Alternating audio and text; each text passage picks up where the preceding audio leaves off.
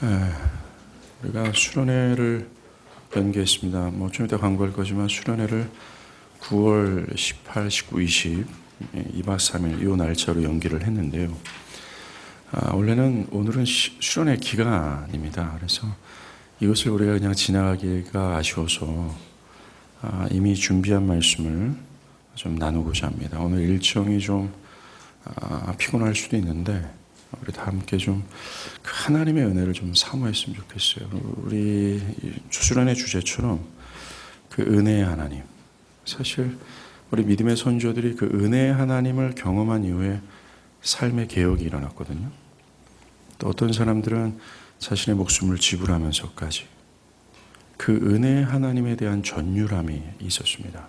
그 은혜가 오늘 하루 있기를 바랄 텐데 우리가 이 주제를 야곱의 인생을 통해서 볼 겁니다. 시작할게요. 야곱의 인생, 성경의 어떤 인물보다 굉장히 특별합니다. 성경에서 그 어떤 인물도 이 출생에서 죽음까지 그리고 이렇게 길게 성경에 기록한 인생이 없습니다. 야곱의 인생이 이렇게 특별한 이유는 야곱의 인생은 성경의 핵심적인 계시를 드러내는 도구로 사용됐기 때문에 그렇습니다. 그것은 자격 없는 자에게 베푸시는 은혜의 하나님 이거예요. 성경 전체가 창조서부터 이스라엘 역사 전체가 그리고 그리스도의 그 구속의 역사와 또는 구속의 은혜를 깨달은 사도행전의 그 모든 역사가 보여주고자 했던 단 한 가지 핵심, 바로 은혜의 하나님이라는 겁니다. 정말로 야곱의 인생은 그 은혜의 하나님을 선명하게 보여주는 인생이라 할 수 있어요. 창세기 46장 34절입니다. 야곱의 인생 말년에 그가 요셉이 있는 애굽으로 내려갔을 때 요셉이 야곱에게 만약 아버지 바로 앞에 섰을 때 아버지는 꼭 이렇게 말하세요 라고 부탁합니다. 34절 주의 종들은 어렸을 때부터 지금까지 목축하는 자였는데 우리와 우리 선조가 다 그러하리이다. 애굽 사람은 다 목축을 가증히 여기나니. 전통적으로 애굽 사람들은 목축하는 사람들을 부정하고 천한 사람으로 여겼어요. 그래요. 이 말이 뭘 의미합니까? 하나님께 택함을 받은 야곱, 그리고 그의 야곱의 가문들, 우리들에게는 그리스도의 피로 구속된 교회는 부정하고 천한 자며 세상에서는 보잘것없는 인생임을 말해주는 거예요. 하나님 앞에서 자격 없는 그 자체였다라는 겁니다. 그리고 야곱이란 이름을 통해서 알 수 있듯이 남의 발꿈치를 붙드는 교활하고 자기 집착이 강한 타락한 자라는 거예요. 누가요 말입니다. 야곱과 그의 믿음과 동일하게 야곱의 믿음으로 출생한 야곱의 가문, 언약의 가문 안에 출생한 교회가 말입니다. 그런 야곱이 죽음을 앞두고 요셉의 아들을 축복하면서 이렇게 고백을 해요. 48장 15절입니다. 내가 태어나면서부터 지금까지 나를 기르신 하나님이라고 얘기해요. 이 자격 없는 야곱을 처음부터 끝까지 인도하신 하나님이라고 고백을 하는 겁니다. 그 천하고 천한, 자기 집착이 그렇게 고집스럽게 강한 그 자격 없는 자를 부르시고 처음부터 끝까지 인도하시고 지키시는 그 은혜의 하나님, 이것이 야곱의 인생 전체를 통해서 드러내고 또 말하고 보여주고자 했던 핵심이라는 거예요. 자, 이런 야곱의 인생이 현재를 살아가는 우리들에게 뭘 말해주는지 아십니까? 첫 번째는 나 같은 자도 하나님의 백성이 될 수 있더라는 거예요. 저 야곱 봐라. 남의 발꿈치를 잡을 정도로 그렇게 교활하고 얍삽바르고 그 무엇을 받아도 자격이 없는 세상에 받아도 천하고 투박한 그 인생을 하나님께서 택하여 부르셨다면 나 또한 가능성이 있지 않겠냐라는 거예요. 그리고 은혜가 풍성한 하나님은 야곱 같은 나도 사랑하셔서 구원하시고 우리의 인생 전체를 인도하실 거라는 확신을 줘요. 그래서 나의 모든 것을 내려놓고 그 하나님의 은혜를 호소하게끔 합니다. 하나님, 저 야곱도 구원하셨으니까 나도 좀 하면 안 되겠습니까? 라고 말입니다. 그리고 중요한 가르침이 있죠. 그것은 현재 구원을 받은 야곱들이 있어요. 바로 교회들입니다. 이 야곱의 인생은 교회들을 향해서 이렇게 얘기해요. 나 자신이 그리스도의 피로 구속함을 받은 것은, 즉 하나님의 자녀가 된 것이 나의 노력과 힘이 아니다, 내가 어느 정도 자격을 갖추었기 때문이가 아니라 전적인 하나님의 은혜 때문이었음을 말해요. 그래서 현재 그 하나님의 은혜를 망각하여 감사치 아니하고 백망덕한 삶을 돌이켜 다시 한번 그 은혜의 하나님을 위하여 살아가는 인생들로 바꿔라 하는 말, 이 도전이 야곱의 인생을 통해서 우리에게 보여준다는 겁니다. 정말 야곱의 인생은 은혜의 하나님을 드러내고 있으며 그 은혜의 하나님을 맛보아 그 하나님을 알아 우리의 인생에게 도전하는 거예요. 돌이켜 그 은혜의 하나님을 위해서 살라고 말입니다. 자, 시작할게요. 야곱은 땅의 모든 족속이 네로 말미암아 구원을 받을 것이다 라고 하는 아브라함의 언약의 가문에서 태어났습니다. 그런데 이 가문에는 독특한 특징이 있어요. 이 언약의 가문에 들어오는 여자들마다 모두 다 같이 애를 못 낳는 여자였다라는 겁니다. 언약의 자녀를 출생해야 되는데 그 언약의 자녀를 출생하기에 무능력한 자들이었다라는 거죠. 아이러니입니다. 하나님은 본래부터 이 가문을 향해서 너로 인하여 큰 민족을 이루겠다라고 하셨어요. 그렇다면 자녀 생산이 순조로워야 되는 것 아닙니까? 그런데 그렇지 않습니다. 아브라함의 아내 사라는요, 하나님께서 아들을 주시겠다고 약속한 지 25년 동안이나 아들 한 명 못 낳는 여자였어요. 사라는 비련한 여인으로 살았고 심지어 자신의 여종에게도 아들을 낳지 못하는 여자로 인하여 멸시를 받고 인생의 그림자가 있었던 여자였습니다. 그런 오랜 세월 동안 자식을 낳을 때까지 사라는 애 못 낳는 여자라는 꼬리표를 달고 살 수밖에 없었어요. 즉 이 말은 뭡니까? 사라의 힘으로는 하나님께서 약속하신 자녀 있잖아요. 네로 말미암아 큰 민족을 이루겠다라고 하는 그 하나님께서 약속하신 약속의 자녀는 사라의 혈통으로나 생리적인 현상으로나 힘으로나 지혜로나 낳을 수 없다라는 것을 분명하게 말해주며 사라는 그것을 절절하게 느끼는 세월을 보낼 수밖에 없었어요. 또 야곱의 아버지 이삭도 마찬가지입니다. 그 40에 결혼을 했는데 40에 결혼해서 20년이 지나도 자식이 없었어요. 이 가문에 들어왔던 이 리브가도 20년 동안 애 못 낳는 여자라는 꼬리표를 달고 살 수밖에 없었습니다. 리브가의 며느리들 라헬과 레아 역시도 임신이 되지 않아 괴로워했어요. 그런데 아이러니한 것이 있습니다. 이스마엘의 가족들, 여러분들 우리가 지금 25장인데 25장 초반에 보면 이스마엘의 족보를 쭉 나열하거든요. 이스마엘 비록 아브라함의 가문에서 태어났어요. 그러나 하나님께서 약속을 주지 않는 아들이었습니다. 그 이스라엘의 가문의 족보를 쭉 내려다보면요, 하갈과 구두라는 이 여자들은요 너무나 손쉽게 또 많은 아들을 낳습니다. 그런데 약속의 가문들의 사람들이 자식을 어떻게 낳는지 한번 보십시오. 아브라함은 99세예요. 이제 자식을 못 낳는 늙은이가 된 겁니다. 사라도 생리가 멈췄어요. 여자로서는 죽은 거나 마찬가지죠. 이렇게 사라나 아브라함이나 두 사람 봤을 때, 야, 이 인간들에게는 약속의 자녀가 안 나올 거야 라고 하는 확실한 그때 그들은 아들을 낳았어요. 뭡니까 이 말이? 아, 약속의 자녀는 사람의 힘과 지혜로 낳는 것이 아니라 하나님의 초자연적인 개입하심으로 말미암아, 즉 하나님의 전적인 은혜로만 얻어질 수 있는 거야. 이걸 말해줬다라는 겁니다. 또 있어요. 우리가 보고 있는 야곱의 엄마 리브가도 마찬가지입니다. 20년 동안 자식을 못 낳았어요. 다 늙었습니다 이제. 근데 바로 그때 하나님의 초자연적인 개입하심으로 말미암아 자식을 낳아요. 이게 맞아요.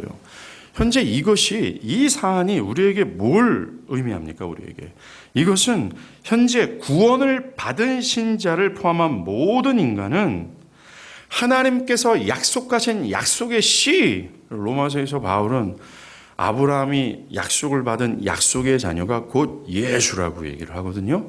예, 맞아요. 모든 인류는 아브라함, 이삭, 리브가, 야곱처럼 약속의 씨가 되시는 예수를 못 낳는 여자라고 말해주고 있는 겁니다. 저나 여러분이나 태생적으로 약속의 씨 되신 예수를 얻을 수도 없고 우리의 힘과 지혜로는 예수와 그의 구원을 절대로 얻고 그것을 누릴 수 없는 태생적이고 본성적인 그런 상태에 있었다라는 거예요. 그러하기에 예수와 그의 구원을 우리가 얻기 위해서는 아브라함처럼 하나님의 초자연적인 개입하심, 전적인 은혜로만 구원과 예수를 얻을 수 있음을 말해주는 겁니다. 한마디로 성령께서 거듭나게 해주셔야 된다는 겁니다. 그러하기에 약속의 자녀이신 예수를 얻기 위해서는 나 자신에게도 애 못 낳는 여자라는 꼬리표가 달고 있다는 사실을 깨닫고 이것을 절절히 깨닫는 은혜가 필요해요. 아브라함, 사라 그리고 이삭과 리브가가 약속의 자녀를 얻기 전에 이 사실을 절절하게 깨달았던 것처럼 그들은 모두가 우리는 불가능한 자구나. 하나님께서 주신 이 약속, 이것을 성취하는 건 우리의 힘으로는 안 되는구나 라고 했던 거죠. 그래서 내가 가진 이 약속의 씨는 나의 힘으로 얻은 것이 아니라 하나님의 은혜로 얻어진 것임을 먼저 깨달아야 되는 거예요. 나 자신이 애 못 낳는 자라는 사실을 알 때야 비로소 나 같은 자에게 자녀를 주시는 하나님의 은혜를 깨달을 수 있어요. 여러분들 우리가 은혜의 하나님 주구장창 말하잖아요. 근데 문제가 은혜의 하나님은 나는 알아요 하는데 우리 믿음의 선조들이 은혜의 하나님을 알고서 자신의 삶을 개혁하고 자신을 통으로 부정하며 자신의 인생 전체를 십자가에 파묻어버리고 자신의 생명을 아낌없이 하나님께 드렸단 말입니다. 그런데 그들은 은혜의 하나님을 안다고 그렇게 했는데 나는 은혜의 하나님을 안다고 하는데 왜 나의 신앙과 삶은 이 모양 이 꼴이라는 거예요. 정답, 은혜의 하나님을 모르는 겁니다. 즉 구원이 없는 거예요. Why? 그것은 내가 애 못 낳는 여자라는 꼬리표를 달았다라는 사실을 절절히 깨닫지 못한 겁니다. 절대로 그것을 알지 못하는 이상 은혜의 하나님은 몰라요. 요한이 이렇게 얘기합니다. 요한복음 1장 12절과 13절. 영접하는 자 곧 그 이름을 믿는 자들에게는 하나님의 자녀가 되는 권세를 주셨으니 이는 혈통으로나 육적으로나 사람의 뜻으로 나지 아니하고 오직 하나님께로부터 난 자들이라 라고 얘기합니다. 예수를 믿어 하나님의 자녀가 되는 것은 인간으로부터는 안 된다고 얘기하는 겁니다. 하나님이 해주셔야 돼요. 하나님이 무엇인가를 해주지 않으면 그 무엇도 가질 수 없는 것이 인간, 애 못 낳는 모든 인류라는 겁니다. 우리가 읽은 21절에서 리브가가 임신하지 못함으로 라고 되어 있잖아요. 즉 김영채가 임신하지 못함으로 라는 자기 부인의 꼬리표가 달려 있어요.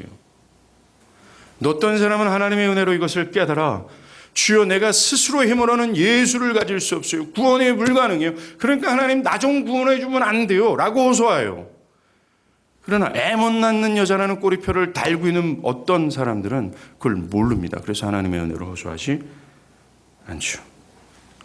조엘 비키가 이렇게 얘기합니다. 우리는 우리의 상태에서 아무 일도 할 수 없다. 우리는 태어날 때부터 영적으로 무기력하며 우리 자신을 구원할 능력이나 의지가 없다. 우리는 기독교 신앙을 인식할 수도 없다. 회심하기 위해 어떤 일을 행할 수도 없다. 인간은 결코 자기 자신의 힘으로는 스스로 회심할 수도 그것을 준비할 수도 없다. 이게 바로 우리 처지라는 거예요.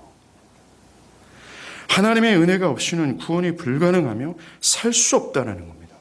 하나님의 은혜가 없으면 그 무엇도 얻을 수 없는 거예요. 요한복음에서 얘기하잖아요. 하늘에서 주시지 않으면 우리는 그 무엇도 가질 수 없는 입장이라고 얘기를 하는 겁니다. 구원, 회심, 하나님, 영원한 그 나라. 이것이 저와 제가 그리고 모든 자격 없는 야곱들이 구원을 위해서 할 수 있는 유일한 일이에요. 뭡니까? 오 주여 나는 무능력하오니 나를 좀 구원해 주세요 라고 하면서 구하고 자꾸 두들기는 겁니다. 자, 한번 보세요. 오늘 보면 21절에 애 못 낳는 무능력한 자라는 꼬리표를 달고 주님의 은혜를 구하는 자가 나옵니다. 이삭이에요. 이삭은 리브가가 임신하지 못하자 여호와께 기도했습니다. 얼마 동안 기도했을까요? 20년입니다. 그 세월 한번 상상해 보세요. 인구의 세월이 분명합니다. 이상은 이 결혼하기 전부터 습관적으로 기도했던 이 거룩한 남자였어요. 아브라함이 늙은 종에게 지시했잖아요. 넌 밧다람에 가서 이삭의 신부를 데리고 와라. 하나님께서 누군지 모르겠지만 하나님께서 분명히 너에게 섭리를 통해서 이삭의 아내 될 자를 보여줄 거다. 결혼하지 않는 청년들은 이걸 기대하십시오. 하나님께서 밧다람에 있는 나의 신부, 나의 신랑을 이렇게 데리고 올 거라는 거예요. 누군지 몰랐어요. 이삭도. 밧다람은 아브라함이 늙은 종도 몰랐습니다. 그 이후로 이삭은 그 늙은 종이 자신의 신부를 데려올 거라는 것, 그리고 그것이 순조롭게 진행되기를 위해서 네게부 광야의 해질 무렵에 매일같이 나가 기도했어요. 그런 이삭이었습니다. 우리 교회 한 형제가 있어요. 얼마 전에 최근에 가장 결혼했던 그 형제가 누군지 다 알잖아요. 제가 저한테 목사님, 저는 매일같이 네게부 강야에서 저희 신부를 위해서 기도하지 않았습니다. 그래서 이 신부를 취해도 되겠습니까? 이렇게 얘기하는 거예요. 그럼 하지 마. 기도와 결혼을 앞두고 있는 한 30살 위에 28, 29 기도에 대한 어떤 이 결혼에 대한 감각이 별로 없죠. 그리고 25, 26살 정도 되면은 나는 당연히 결혼할 거라는 자신감이 있지 않습니까? 그런 자신감이 28대면 좀 줄어들어요. 30 되면 내가 정말 애 못 낳는 여자구나 이걸 딱 깨닫게 되죠. 바로 이삭은 그런 사람이었습니다. 그러하기에 그는 20년 동안 해가 질 무렵에 매일같이 하나님께 나가 하나님이여 약속의 자녀를 좀 주십시오라고 기도했을 것이 분명해요. 그는 20년이란 긴 세월 동안 절대로 포기하지 않았습니다. 자신의 무능력한 꼬리표를 달고 말입니다. 그는 포기하지 않고 하나님께서 응답할 때까지 기도하고 또 기도했어요. 그러자 21절 20년 만에 여호와께서 그의 간구를 들으셨으므로 그의 아내 리브가가 임신하게 됩니다. 이 모습은 약속의 자녀를 못 낳는 우리가, 즉 예수를 못 가지는 우리가 지금 하나님께 취할 수 있는 자세가 무언지를 보여주는 거예요. 그것은 단 한 가지예요. 끈질기게 호소한다는 겁니다. 눈먼 장님처럼 복음서에 나오는 문둥병자처럼 죽은 딸을 앓고 예수께 호소하는 그 늙은 아버지처럼 오 하나님 나 좀 불쌍히 여겨주면 안 돼요? 나도 예수 가지면 안 돼요? 나도 그 은혜의 하나님을 알면 안 돼요? 라면서 주님의 은혜를 호소하는 것, 그것밖에 없어요. 나는 애를 못 낳는 사람입니다 라고 하면서 이삭처럼 자기 부인의 꼬리표를 달고 하나님께 간구하는 거예요. 그럴 때 무슨 일이 일어납니까? 리브가가 임신하는 일이 벌어지는 겁니다. 회심이 벌어지는 거죠. 그리고 우리의 삶에 무엇인가가 해프닝이 일어난다고 얘기해요. 우리는 하나님의 도우심이 없이는 학업이든 직업이든 나의 삶에 다가오는 시련을 해결할 수가 없어요. 만약 우리가 애 못 낳는 자라는 꼬리표를 달고 포기하지 않고 하나님께 기도한다면 우리의 삶에서는 하나님의 어떤 것을 응답할 겁니다. 나 자신이 할 수 있는 일이 오직 이것밖에 없어요. 예수께서도 그래서 찾으라, 두드리라, 구하라 라고 약속하신 겁니다. 그 약속을 우리가 믿고 나 자신의 불가능함과 무능력을 알고 하나님께 간구하는 것, 이것밖에 없어요. 그 누구도 예외가 아닙니다. 하나님께서 그렇게 간구하는 자들에게는 그리스도 예수를 줄 거예요.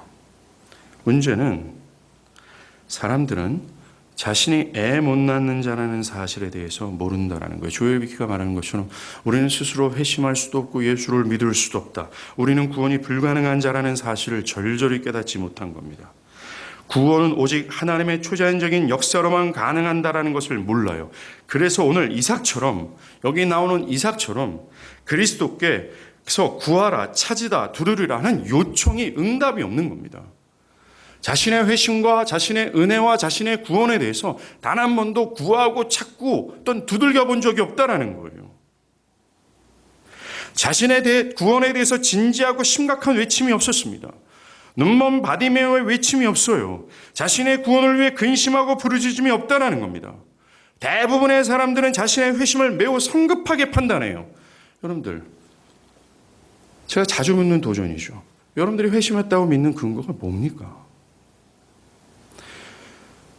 성경과 교회 역사를 근거로 해서 여러분께 도전합니다. 만약에 자신이 애 못 낳는 여자라는 사실을 꼬리표를 단 이 사실, 나는 절망밖에 없구나, 하나님의 초자연적인 개입이 아니면 나는 도저히 구원은 불가능하구나 라는 사실을 깨닫지 않고서는 여러분들은 정말로 하나님께 구하지 않았을 것이 뻔해요. 이것을 깨닫지 않고 있는 여러분들이라면 여러분들은 그 이후에 나타날 열매, 내가 구원이 필요하구나, 하나님이여 나를 좀 어떻게, 이런 하나님에 대한 호소가 없었을 것이 분명해요. 그 결과 여러분들은 구원이 없을 겁니다. 사람들은 진정한 회심을 하지 않았음에도 그냥 쉽게 그냥 판단해서 자신의 약속의 예수를 얻었다고 판단을 하는 겁니다. 그들이 판단하는 근거는 내가 어릴 때부터 교회를 다녔단 말이에요. 세례도 받았단 말입니다. 내 마음 안에 어렴풋이 예수를 믿고자 하는 아주 가냘픈 의지가 있단 말입니다. 그것이 근거입니까? 성경이 그것을 근거로 가지고 너의 회심을 확신하라고 얘기합니까? 또 어떤 사람들은 언젠가 교회를 다니게 되면 언젠가는 되겠지라고 막연한 낙관을 가지고 있어요. 자신의 회심과 자녀나 가족들의 회심도 이런 생각을 해요. 어느 정도 시간이 지나면 되는 것 아니겠어? 라는 거예요. 이처럼 어리석은 생각이 어디 있습니까? 어떤 사람들은요, 또 회심을 그렇게 간절히 바라지 않았음에도 불구하고 너무나 일찍 포기합니다. 포기하지 마십시오. 이삭은 그 약속의 씨를 얻기 위해서 20년 동안 네게베 광야에서 매일같이 하나님께 간구하고 간구했어요. 나 자신이 하나님의 은혜를 입지 않고는 불가능한 자라는 사실을 시인하고, 하나님이여 당신의 초자연적인 역사로 내 영혼을 좀 어찌하여 달라고 하는 호소가 있어야 되는 것이 맞아요. 이 길밖에 없습니다. 자, 이것이 야곱이 태어난 가문의 배경입니다. 정말로 야곱은 하나님께 구원을 받지 못할 환경에서 태어났어요. 애 먹지 못하는 혈통에서 태어난 겁니다. 이것이 저와 여러분의 배경이에요. 우리도 야곱처럼 하나님의 구원을 받지 못할 본성과 상태 안에 있었다라는 겁니다. 그런데 야곱이 어떻게 그 아브라함의 가문에서 태어나요? 하나님의 은혜입니다. 야곱의 시작은 하나님의 은혜였어요. 야곱은 그가 태어나기 전에, 그가 무슨 일을 하기도 전에 하나님의 무조건적인 선택하심으로 은혜를 입습니다. 자, 본문에 리브가 임신했잖아요. 뱃속에서 두 명의 쌍둥이에요. 두 명이 막 싸웁니다. 이것에 대해서 하나님은 이렇게 얘기합니다. 23절에 두 민족이 네 태중에 있구나. 두 민족이 네 복중에서부터 나누리라. 이 족속이 저 족속보다 강했고 큰 자가 어린 자를 섬기리라. 이것에 대해서 사도 바울이 로마서 9장에서 해석을 했어요.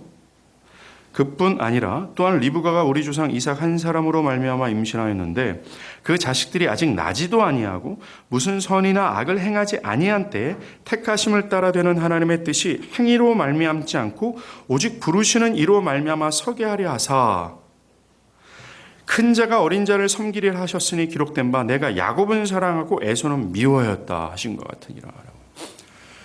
이 야곱과 에서의 이 복중의 싸움은 하나님께서 하나님의 택하심이 사람의 행위로 말미암지 않고 오직 부르신 이로 말미암는다라는 사실을 보여주기 위한 것임을 말했다라는 겁니다. 자, 하나님은 에서와 야곱이 태어나기도 전에, 그들이 어떤 행위를 하기도 전에 그들의 구원을 결정하셨어요. 똑같이 에서와 야곱 모두가 이삭의 아들이었음에도 불구하고 야곱은 하나님께 택함을 받아 구원을 받고요, 에서는 구원을 받지 못하게 됩니다. 하나님의 선택은 그 사람이 택함을 받을 자격이 있기 때문에 택하시는 것이 결코 아닙니다. 그리고 언젠가 그가 예수를 믿을 것을 아시고 택하시는 것이 결코 아니에요. 하나님의 선택은 그 사람에게 그 이유를 찾을 수 없을 정도로 조건이 없습니다. 택함을 받은 야곱의 인생을 보면 발꿈치를 잡은 그런 비열하고 악하고 부끄러운 그런 인생을 살았어요. 한마디로 의로우신 하나님께서 택하면 안 되는 자가 바로 야곱이었다라는 겁니다. 그런데 하나님이 그를 은혜로 택하셨어요. 야곱이나 에서 그리고 그 외의 모든 인류는 단 한 사람도 빠짐없이 하나님께서 택하면 안 되는 존재들이었다는 걸 아십니까? 이것이 성경의 선언이에요. 의인은 없나니 하나도 없다. 모두가 다 치우쳐 죄악 가운데 있을 뿐이다라고 얘기해요. 저나 여러분이나 모든 인류나 이제까지 하나님께서 택하시고 그리스도의 피로 속량해서 교회로 세운 그 사람들이 택함을 받지 않은 자들과 별반 차이 없다. 아니요. 때로는 그들보다 더 비열하고 악하고 부끄럽다라고 얘기를 하는 겁니다. 그러니까 교회 안에서 서로 야곱들이 손가락질하지 말란 말이에요. 왜? 다 야곱들이란 말입니다. 옆에 앉는 분들 한번 사랑스러운 눈으로 보시겠어요? 여러분들이 옆에 있는 사람 비판하고 욕하고 정죄하는 건 맞아요. 왜요? 그들은 그럴 만하기 때문에 그렇단 말입니다. 누가 교회 안에 있다고 해서 누가 거룩해요? 누가 의로운 삶을 살아요? 하나님 앞에서 다 야곱인데. 예배 시간 아니면 알레를 하고 서로 이게 맞단 말입니다. 교회에 앉아 있는 사람들이 저 사회에 있는 사람들보다 하나님 보시기에 행위가 더 거룩하고 더 의롭고 성품이 나름대로 도덕적이고 인품이 고귀해서 여기 앉아 있는 게 아니라고 얘기하는 거예요. 그들과 똑같고 그들보다 더 하찮고 더 천하고 부끄러운 자들이라고 얘기를 하는 겁니다.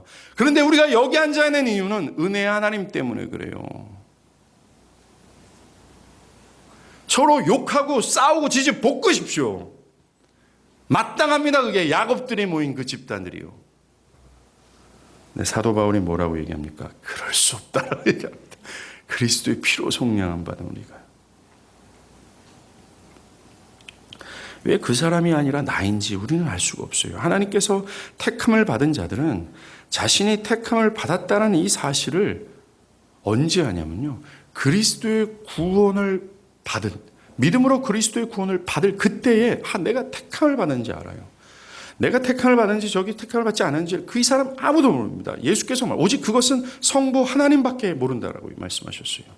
나도 몰라요. 그런데 내가 믿음으로 그리스도를 믿을 때 구원을 통해 그것을 알게 돼요. 그래서 구원을 받은 그들은 자신이 애 못 낳는 자라는 꼬리표를 달고 있다는 걸 안단 말입니다. 내가 무능력한 자라는 사실을 안단 말입니다.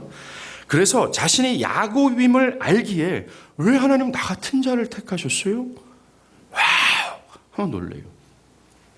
여러분들, 하늘에 계신 우리 아버지요, 주기도문 아버지요 할 때 그 아버지라는 말이 아람어예요. 아람어 의성어 아바입니다. 이 아람어 아바는 감탄형 의성어예요. 와우! 이거예요. 여러분들이 주기도문 할 때 하늘에 계신 우리 와우! 야곱들 그리스도의 피로 구속함을 받아 내가 택함을 받았다는 사실을 알게 된 그 야곱들은 내가 야곱을 알기에 와우! 하나님이 왜 나를 와! 이렇게 한단 말입니다. 왜 야곱 같은 나를 하나님이 택하시고 당신의 자녀로 삼으셨지? 왜 야곱 같은 나를 위해서 그리스도는 피를 흘리고 죽었지? 왜 그렇지? 난 도대체 이해가 안 가는 거예요. 그런데 교만하고 오만망자한 사람들은 예수가 마땅히 자신을 위해 피 흘린 것이 당연하다고 생각해요. 그런 놈들은 지옥 갈 겁니다.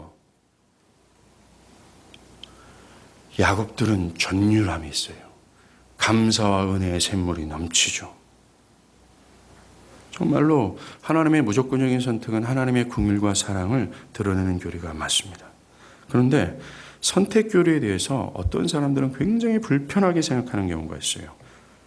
그들은 누구는 택하고 왜 누구는 택하지 않냐? 하나는 불공평한 것이 아니냐라고 말해요. 그런 자에게 바울은 얘기합니다. 이 사람아, 네가 누구에게 감히 하나님께 반문하느냐? 지음을 받은 물건이 지은 자에게 어찌 나를 이같이 만들었느냐 말할 수 있겠느냐?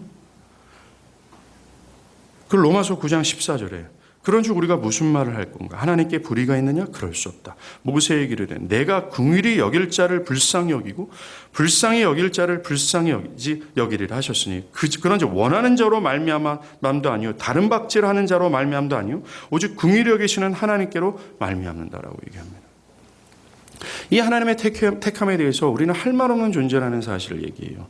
그리고 또 하나 아까도 말한 것처럼 그 사람이나 나나 하나님께서 택할 받을 만한 존재가 아니었다는 사실을 우리는 먼저 기억해야 됩니다.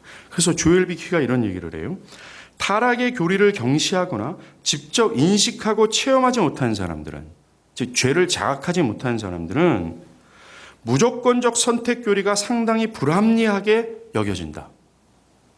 그러나 전적 타락의 교리가 자신의 심장과 폐부를 꿰뚫는 진리임을 지각한 사람에게는, 죄를 자각한 사람이요, 한없는 위로를 준다. 인간의 전적 타락에 대해 성경의 기록을 경시하는 사람들은 선택을 오히려 사람들이 지옥 가게 되는 중요한 이유로 여긴다. 그러나 전적 타락에 대한 성경적 교리를 믿는 칼빈주의자들은 선택을 사람들이 천국에 가는 데 중요한 이유로 생각한다. 이 하나님의 선택이야말로 우리의 구원의 결정적인 기초가 돼요. 택하신 자만 믿기 때문에 그래요. 이 선택은 우리 구원의 주권이 누구에 있는가를 또한 보여줍니다. 나의 행위와 나의 노력과 나의 열심에 의해서 구원이 결정되는 것이 아니라 하나님의 주권적인 손안에 우리의 구원이 있음을 말해요. 그래서 아까 계속해서 언급한 것처럼 이삭이 20년 동안 포기하지 않고 나에게 좀 자식 좀 주세요 라고 구하고 찾고 두들긴 것처럼 우리가 할 수 있는 일은 이것밖에 없다라는 겁니다. 구하고 찾고 손을 뻗는 거예요. 이것이 믿음이에요. 여러분들이 예수를 믿는다고 할 때 그 믿음은 내가 애 못 낳는 자녀구나. 하나님 나 좀 살려주면 안 돼요? 20년 동안 구하고 두들기고 뻗는 거예요. 그랬습니까? 여러분 믿었습니까? 믿음이 또한 있습니까?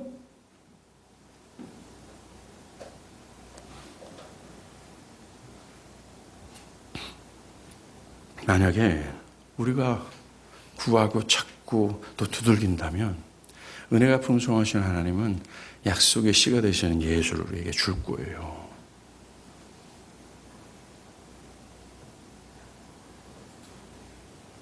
아무리 내 스스로가 생각했을 때 내가 정말 자격이 없다 생각해다 할지라도 하나님 구하는 자들, 이삭처럼 구하는 자들에게 그에게 하나님의 은혜를 부으실 겁니다. 반대로 아무리 그럴듯한 사람이라 할지라도 영원한 것을 소홀히 여긴다면 히브리서 기자가 말하듯 구원을 소홀히 여긴다면 그는 결국 버려지게 될 거예요. 이어지는 본문에 나오는 에서를 통해서 이건 알 수 있습니다.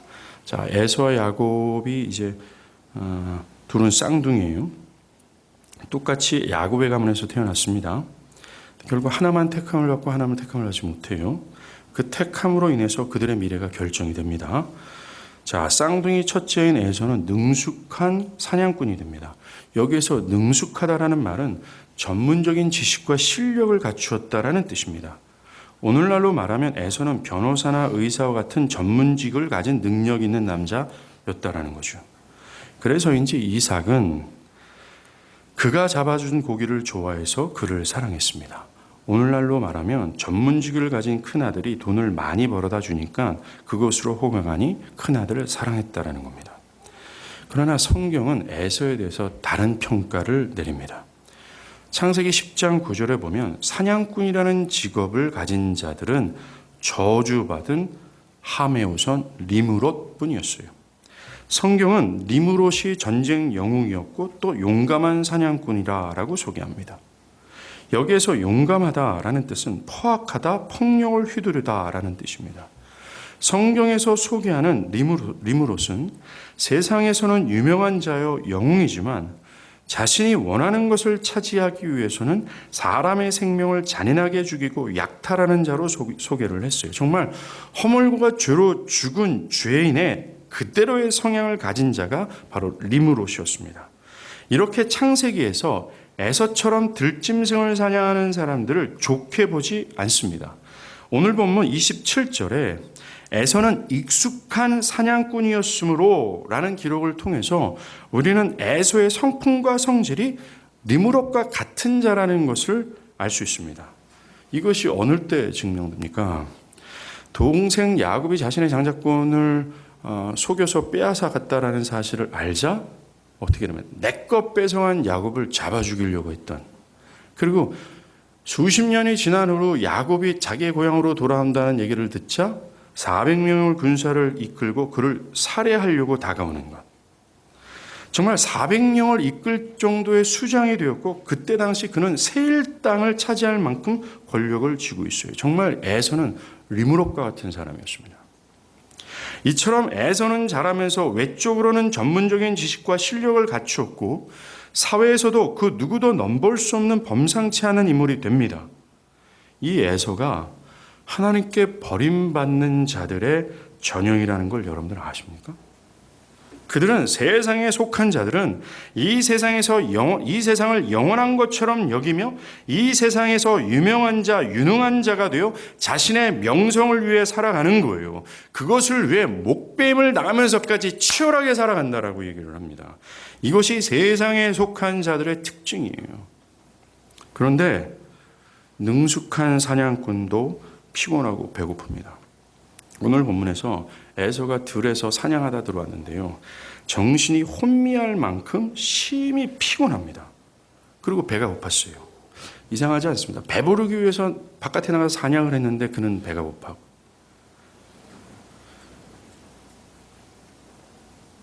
삶의 안락을 위해서 들에 나가 사냥했지만 전작 그는 안식하지 못하고 피곤합니다. 오늘날에도 에서와 같이 능숙한 사냥꾼들이 상당히 많습니다. 그들 중에 어떤 사람은 자신의 분야에 정통하고 다른 사람들은 넘볼 수 없는 범상치 않은 성공을 거둔 사람들이 있어요. 에서처럼 자신들의 어떤 권력과 밥그릇을 지키기 위해서 여념이 없이 정말 집착하며 그렇게 열심히 살아가는 사람들이 있습니다. 세상에서 성공과 부와 명예를 차지하고자 매일의 삶을 살아요. 그런데 그들이 능숙한 사냥이 되었지만 배부르고 안식할 수 있겠습니까? 못하고 있습니다.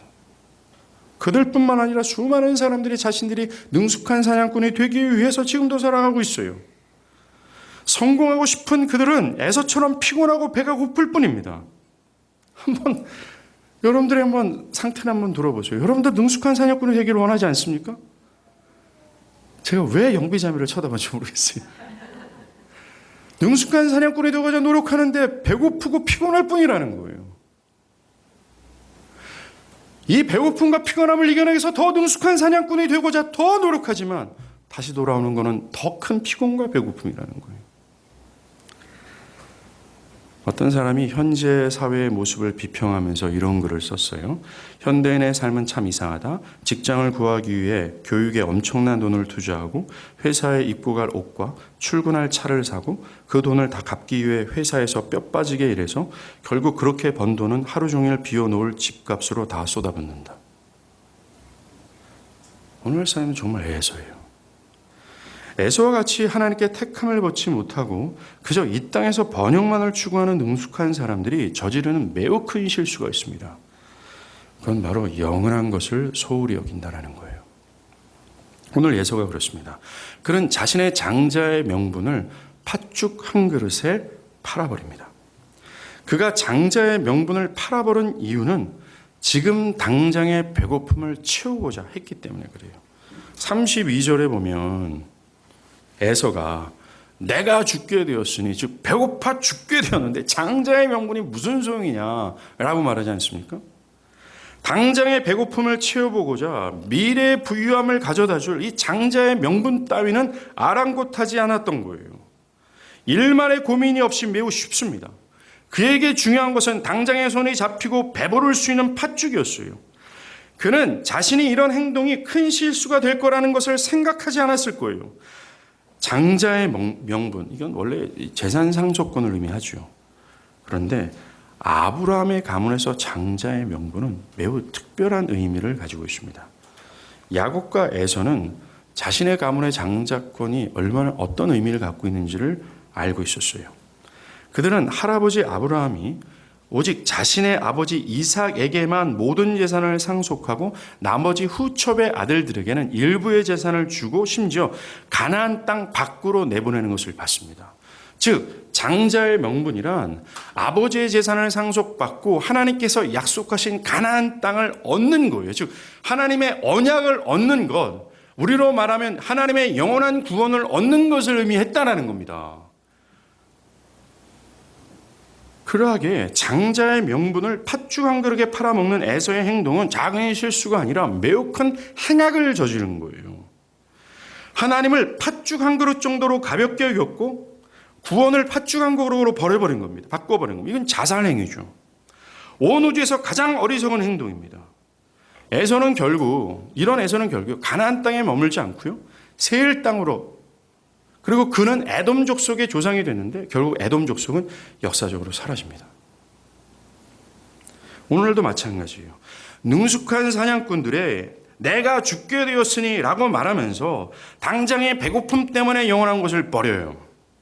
당장의 일 때문에, 공부 때문에, 결혼하는 것 때문에, 집을 장만하고 주일에 일하는 것 때문에, 지금의 감정 때문에 등등 예배를 소홀히 여기고 영원한 하나님을 버리는 겁니다. 당장 육체의 피곤함 때문에 내가 죽게 되었는데 그게 무슨 소용이냐라고 말한다는 거죠. 영원한 미래를 그냥 아랑곳하지 않는다는 겁니다. 그들이 그토록 소중하게 생각하는 것은 이 땅의 것들이죠. 이 땅의 것들은 결국 영원한 것에 비해서는 팥죽 한 그릇밖에 안 돼요. 저는 목회를 하면서 교회 안에 에서 같은 분들이 상당수 있다라고 확신하면서 목회를 하고 있습니다. 예, 맞아요. 다수의 에서들은 내가 죽게 되었으니 당장의 배고픔 때문에 영원한 것을 소홀히 여기고 영원한 것을 제껴버립니다. 사랑하는 여러분, 여러분들이 절대로 하지 말아야 될 실수가 뭔지 아십니까? 절대로 하지 말아야 될 것이 뭔지 아세요? 여러분의 장자권을 팔아먹는 겁니다. 즉 장자권, 예수를 믿는 것, 신앙, 구원, 하나님 나라, 그리스도를 따라가는 것, 소홀히 여기지 말라는 거예요. 주님도 모든 죄는 용서받되 오직 한 가지 죄는 절대로 용서받지 못한다 하신 죄가 있어요. 바로 성령 모독죄입니다. 성령 모독죄는 다른 것이 아니에요. 성령께서 하시는 가장 독특하고 보편적인 사역이 있습니다. 뭐예요? 사람 안에 그리스도가 존귀케 되어지는 거예요. 그리스도와 그분의 공로가 그분과 그분의 모든 명령이 그에게 가장 존귀하게 되어지는 거죠. 오늘 야곱을 말하면 장자의 명분을 존귀하게 만드는 거예요. 성령께서 말씀을 통해서 우리 영혼 안에 장자권의 그 명분을 존귀하게 만들어주는데 만약 이 장자의 명분을 소홀히 여긴다면 구원을 소홀히 여기는 죄, 신앙과 영원한 것을 당장의 현실과 바꿔버리는 것, 하나님의 명령을 가볍게 여기는 것, 만약에 그렇다면 그들은 절대로 용서하지 못할 것이다라고 얘기를 합니다. 히브리서 2장 3절도요 똑같은 얘기예요. 우리가 이같이 큰 구원을 등한히 여기면 어찌 보응을 피하리요. 주님은 우리를 위해서 자신의 살과 피를 내어주셨어요. 자신을 처참한 죽음 가운데 전부 내어주셨다는 겁니다. 하나님께서 그렇게 해주신 구원을 등한시한다면 하나님의 심판은 당연합니다. 안타깝게도 사람들은 팥죽 한 그릇 때문에 장자의 명분을 팔아요. 구원과 신앙을 가볍게 여기는 사람들, 이 사람들은 교회 밖에 있는 사람들이 아닙니다. 지금 에서는 아브라함 가문에 있는 것처럼 이 에서들은 교회 안에 있어요. 겉으로는 아브라함의 가문이며 약속의 자녀처럼 보인단 말입니다. 현재 교회 안에서도 정말 자신의 에서인 줄 모르는 사람들, 겉으로는 아브라함의 가문처럼 믿음의 사람처럼 보일 수 있다는 거예요. 근데 교회 안에 있는 사람들 중에 구원을 등한시 여기는 사람들, 영원한 것을 소홀히 여기는 사람들이 얼마나 많아요. 그게 여러분 아닙니까?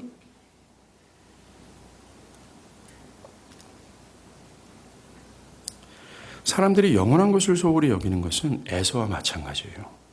내가 죽게 되었으니 때문입니다. 이들의 관심은 오직 지금 당장이에요. 목사님, 지금 내가 얼마나 바쁜지 아세요? 왜 자꾸 예배 오라고 그래요? 목사님, 나 진짜 피곤해요. 목사님, 나처럼 한번 살아보세요. 제가 왜 그렇게 삽니까? 그렇게 피곤하면 그만하세요. 다 에서처럼 이 땅에서 명성을 얻고 세일 땅 차지하려고 그렇게 살아가는 거 아니에요. 목사님의 삶은 매일 교회에 있고 만난 거 먹고 설교 준비했다가 그러니까 쉽지 않습니까? 그럼 하세요. 농담이 아닙니다. 하십시오. 이처럼 쉬운 삶을 여러분들의 자녀한테 하라고 하십시오. 우리 오늘 집사님들, 권사님들 오셨는데 여러분들 자녀에게 이 쉽고 편안하고 안락한 이 하나님의 종의 부르심으로 가라라고 등 떠미십시오. 많은 사람들은 얘기해요. 목사님, 내가 얼마나 피곤한지 아세요? 그냥 자기 연민에 빠져서 내가 죽게 되었는데 팥죽 한 그릇이 무슨 소용이냐라고 얘기를 합니다. 내가 지금 당장 해결해야 될 문제가 얼마나 중대한 줄 아십니까, 목사님? 근데 자꾸 이렇게 예배를 나오라고 하는 그것 때문에 내가 자꾸 눌리고, 그것 때문에 내가 더 절망스럽고 죄책감과 정죄감이 막 늘어납니다. 그럼 회개해야 되잖아요. 어떡하란 말입니까, 그러면? 그 죄악 가운데 있는 사람들에게 아름답고 하나님께서 당신을 이해할 겁니다 라고 구라치란 말입니까? 어떡하란 말이에요? 눌리고 정죄함 받고 죄책감이 증가되면 회개해야 되는 거 아니에요?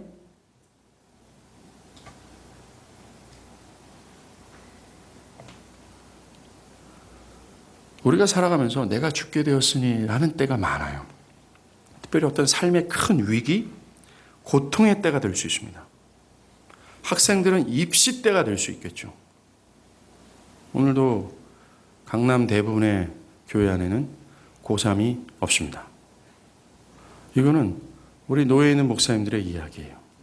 그 교회 학생부가, 중고등 학생부가 100명인데 정작 출석은 10명 내외라고 얘기를 합니다.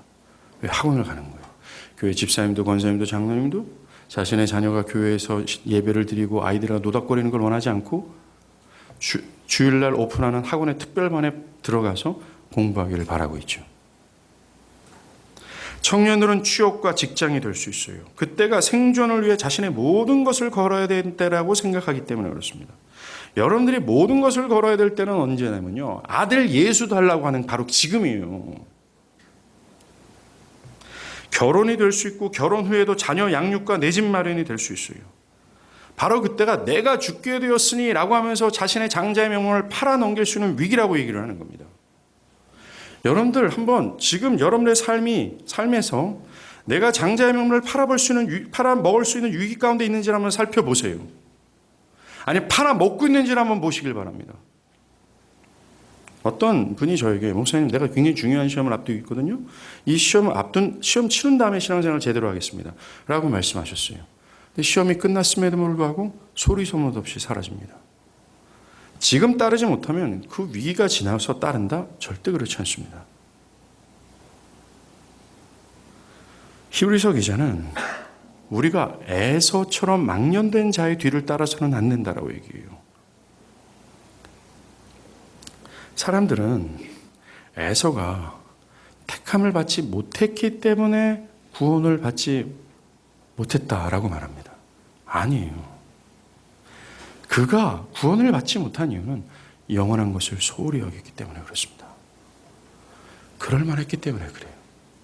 어저께 점심에 형제들이랑 같이 식사하면서 그럴 만하다. 너가 장가가지 못하는 이유가 뭔지 아니? 그럴 만하다. 너가 왜 시험에 떨어지는 줄 아니? 그럴 만하니까 떨어진 거야. 우리가 구원을 받지 못하는 이유는 그럴 만하니까 그래. 에서가 그랬다라는 거예요. 또 한 명의 인물이 나오죠. 야곱입니다. 야곱은 다른 사람들의 약점을 이용해서 자신의 이득을 챙기는 사특한 영혼이었어요. 에서가 배고프다 하자 그는 순순히 팥죽을 내놓지 않습니다. 형의 장자의 명분 팔어, 그럼 내가 팥죽 줄게. 매우 얍삽빠르게 에서의 배고픔을 이용하죠. 간교하고 비열했습니다. 사실 야곱은 태어날 때부터 이런 인간이었어요. 남의 발꿈치를 잡는 야비한 자의 모습으로 이 세상에서 나왔어요. 남을 속이는 자로서 살아갔다는 겁니다. 야곱의 행동이나 그 무엇을 봐도 선택을 받을 만한 자격이 한 구석도 없어요. 그리고 더 중요한 건 야곱은 태생적으로 둘째였습니다.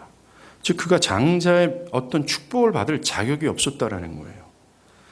야곱도 자신이 둘째로 태어나서 절대로 내가 장자의 명분을 얻지 못한다라는 것을 알고 있습니다. 선택받은 사람들도 태생적으로 장자권, 즉 구원을 받을 자격이 없다라는 사실을 얘기해 주는 겁니다. 선택받을 수 없는 존재들이었다라는 거예요. 하나님께 사랑받을 만한 어떤 구속도 없다라는 겁니다. 그런데 하나님이 택하셨어요. 아들을 내어주시기까지 사랑했습니다. 정말 야곱이 야곱될 수 있는 기반은요, 철저히 하나님의 은혜 하나밖에 없어요. 그러니까 여러분들도 내게 자격이 없다, 이런 말도 안 되는 얘기입니다. 여러분들이 내가 자격이 없다 말하는 순간 그는 누군가 비교해서 자격이 없다라는 얘기를 하거든요. 아니면 율법 앞에서 자기가 그렇게 깨달았다고 생각해요. 예, 맞아요. 이 세상의 모든 인류는요, 다 자격 없어요. 니캉 내캉 다 똑같아요. 그런데 누가 꼬리표 달고 하나님께 간구하느냐, 요 차이입니다. 누가 믿느냐 차이죠. 여러분들 안에 어떤 열등감이 있는 분들이 있다면 그 열등감을 왜 갖는지 모르겠어요. 열등감도 다 비교 의식 가운데 나타나는 악과 또 죄가 되거든요. 왜 그럽니까? 니캉 내캉 다 똑같은데.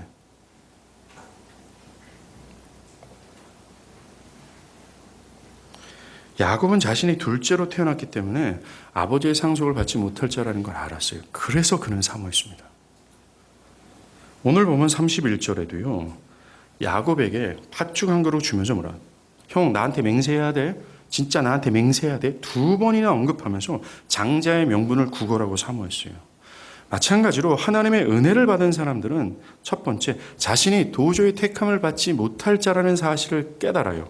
아, 내가 둘째구나. 나는 태생적이고 본성적으로 하나님께 구원을 받지 못할 자격 없는 자라는 사실을 깨달아요. 그래서 이 야곱들은 자신이 장자의 명분을 얻을 수 있지 않을까가 호심탐탐 노려요. 즉, 은혜 받을 자들은 영원한 것을 갈망한다라는 겁니다.